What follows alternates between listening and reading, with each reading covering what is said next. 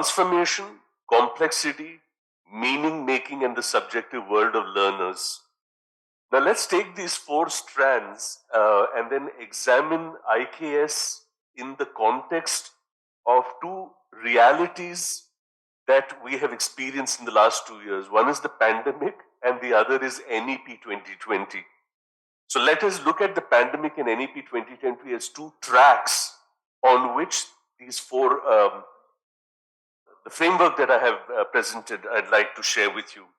Now, I'm a medical doctor, a psychiatrist and a child psychiatrist, or I would like to say I'm a medical doctor by training, a psychiatrist by specialization, and a child psychiatrist by choice, because the adult world terrifies and scares me.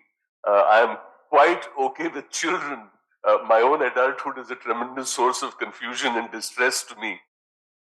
Because children are natural born philosophers.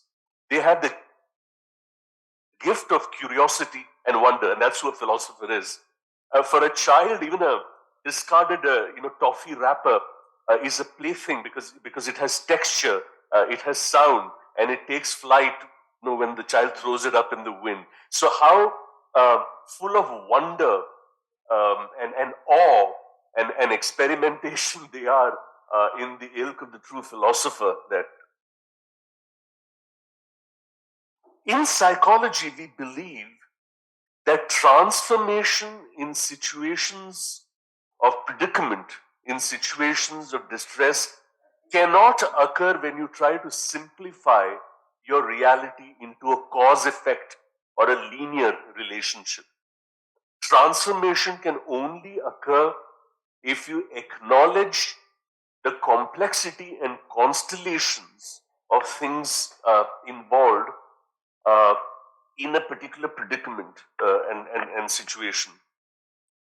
Now, this recognition of complexity, if you look at IKS on the one hand, and the way that systems of science and of experimentation have progressed over the last several years in academia, and you look at meaning making and the subjective world of learners, my submission to you, friends, is that the notion that knowledge arises from double-blind, placebo-controlled, crossover, randomized trials is poverty of epistemology, because it leaves out on the reality of the subjectivity and the lived experiences of people. And this richness of the lived experience of people, of learners, of the space that constitutes the academic space, the learning space that you and I and the learners are engaged in, need to be imbued with this idea of recognizing the importance of lived experience.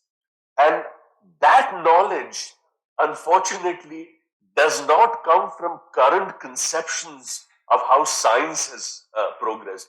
This is not to belittle or trivialize science. But my point is, I do not think science has all the answers for all the human maladies and predicament and the state of the world. And it is important, therefore, particularly where I come from, if you look at transformation in people's lives, in the distress that they face, the trials and tribulations and challenges they encounter, in notions of the self, in relationships, in aspirations, in disappointments, that can only occur if you get into the narrative structure and become part of the emerging narrative of the person with whom you're engaged. And this process basically comes from a very robust history and a rich history that IKS is essentially constituted by. So, transformation, complexity, meaning making, and the subjective world of learners, this framework, as Raghav presented, is strongly embedded in the premise and the precepts that one borrows, essentially from IKS.